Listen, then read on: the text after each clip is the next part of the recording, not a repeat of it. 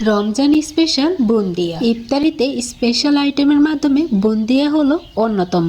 আর ইফতারিতে বুন্দিয়া না থাকলে যেন ইফতারির স্বাদ অপূর্ণ থেকে যায়। আসসালামু আলাইকুম। কিভাবে বুন্দিয়া তৈরি করলে দোকানের মতো পারফেক্ট জর্জরে রসালো বুন্দিয়া তৈরি করা যাবে সেই রেসিপিটি শেয়ার করছি। এক বাটি বেসন দিয়ে খুবই সহজে তৈরি করে নিতে পারেন আপনারা।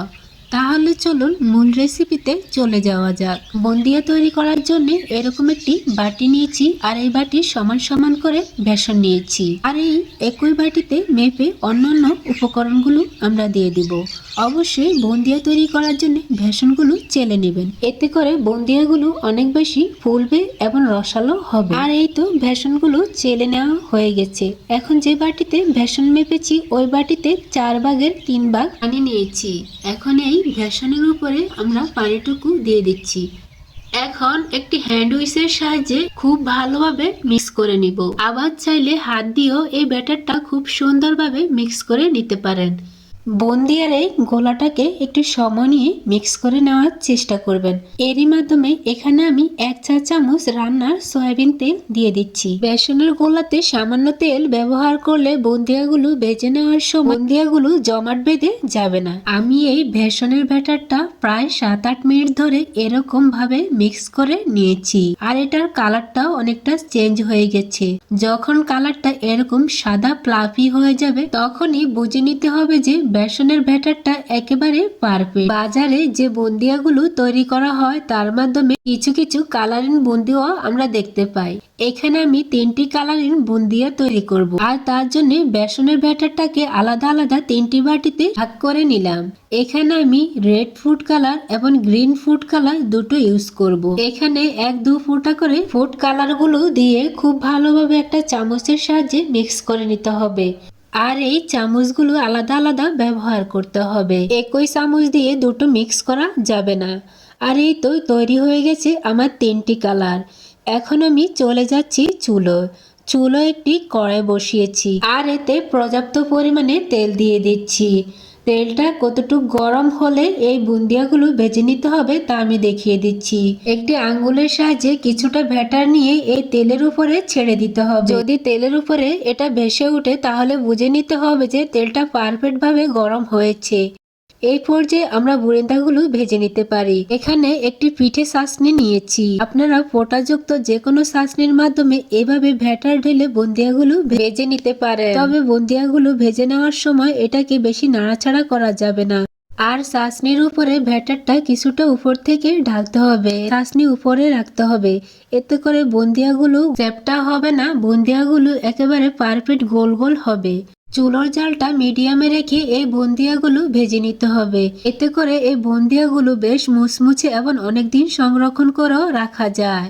এই বুন্দিয়াগুলো আপনারা এভাবে ভেজেও একটা এয়ারটাইট বক্সে অথবা কোনো প্লাস্টিকের বয়ামও সংরক্ষণ করতে পারেন। প্রয়োজনে ইফতারির আগ মুহূর্ত এটাকে আপনারা শিরায় দিয়ে তৈরি করে নিতে পারেন। শিরায় দিয়েও যে নর্মাল টেম্পারেচারে রেখে এটাকে বহুদিন সংরক্ষণ করে খেতে পারেন। আমাদের গোল্ডেন বুন্দিয়াগুলো ভেজে নেওয়া হয়ে গেছে। এখন আমরা সবুজ বুন্দিয়াগুলো ভেজে নিব। তার জন্য সেম প্রসেসে আমরা বুন্দিয়াগুলো ভেজে নিচ্ছি।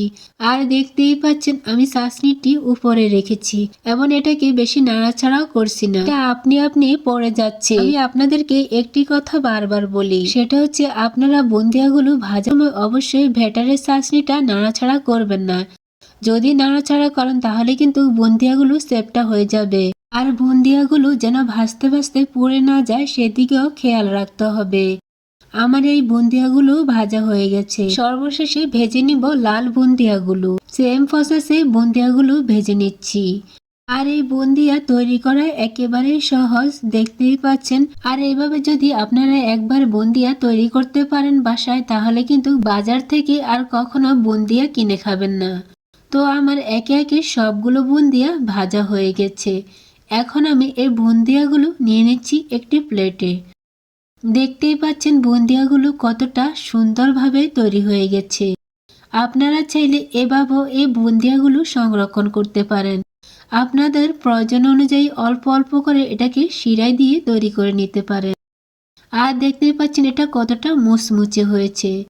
এখন এই বুন্দিয়াগুলো শিরায় দেওয়ার জন্য আমরা চলে আসলাম চুলায় একটি ফ্রাই প্যান বসিয়েছি, এতে 2 কাপ পানি দিয়েছি, সাথে দিয়ে দিচ্ছি 1 কাপ চিনি। 2 কাপ পানির জন্য 1 কাপ চিনি ব্যবহার করতে হবে। এখন নেড়ে চেড়ে খুব ভালোভাবে এই চিনিটা গলিয়ে নিব। চিনিটা খুব ভালোভাবে গলিয়ে নেওয়া পর্যন্ত এটাকে নেড়ে ছেড়ে নিতে হবে। চিনির পানিটা যখন বলক উঠে আসবে তখন এখানে দিয়ে দিচ্ছি 1/2 চা চামচ এলাচ গুঁড়ো। তবে এটা দিলে এই বুন্দিয়াগুলো থেকে খুব ভালো একটি ফ্লেভার পাওয়া যাবে। এখন এখানে 1 ফালি লেবুর রস দিয়ে দিচ্ছি। এখানে প্রায় 2 টেবিল চামচের মতো লেবুর রস দিয়ে দিয়েছি। আবারও হালকা নেড়ে চেড়ে মিশিয়ে নিচ্ছি।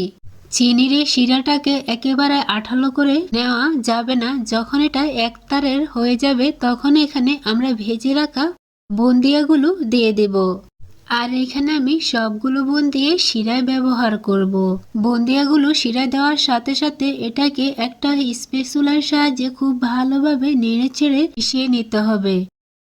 সবগুলো বুন্দিয়া যেন সমানভাবে চিনি শিরা প্রবেশ করে সেভাবে এটাকে নেড়ে চেড়ে মিশিয়ে সমান করে দিতে হবে। এখন একটা ঢাকনা দিয়ে ঢেকে এটাকে রেখে দিব আধা ঘন্টা 1 ঘন্টার জন্য। বুন্দিয়াগুলো চিনি শিরাতে এভাবে রেখে দিলে এর ভেতরে খুব ভালোভাবে চিনি শিরা ঢুকে যাবে। চলে আসলাম আধা ঘন্টা পরে। এখন আবারও এটাকে নেড়ে চেড়ে এপিঠ ও পিঠ উল্টিয়ে দিচ্ছি। আর এই পর্যায়ে দেখতেই পাচ্ছেন বুন্দিয়াগুলো অনেকটাই ফুলে গেছে। চাইলে এই বুন্দিয়াগুলো একদিনের জন্য শিরায় রেখে দিতে পারেন। তবে আমি দেখতেই পাচ্ছি এই বুন্দিয়াগুলোতে খুব ভালোভাবে শিরা ঢুকে গেছে। আমি একটি বুন্দিয়া এভাবে যখন চাপ দিচ্ছি তখন দেখতেই পাচ্ছেন এর থেকে শিরা বের হচ্ছে। আবার এটাকে ঢাকা দিয়ে রেখে দিচ্ছি 2-3 ঘন্টার জন্য। এখন আমরা বুন্দিয়াগুলো একটি প্লেটে সার্ভ করে নিচ্ছি। আর দেখিয়ে দিচ্ছি বুন্দিয়াগুলো কেমন হয়েছে। আবার আমি একটি বুন্দিয়া আপনাদেরকে দেখিয়ে দিচ্ছি এটার ভিতরে শিরা ঢুকেছে কিনা। আর এই বুন্দিয়াগুলো দেখতেই পাচ্ছেন কতটা নরম হয়ে গেছে এবং দেখতেও মাশাআল্লাহ কতটা সুন্দর এবং খেতেও অসাধারণ হয়েছিল। আজ এই পর্যন্তই। সবাই অনেক বেশি ভালো থাকবেন, সুস্থ থাকবেন। আল্লাহ হাফেজ।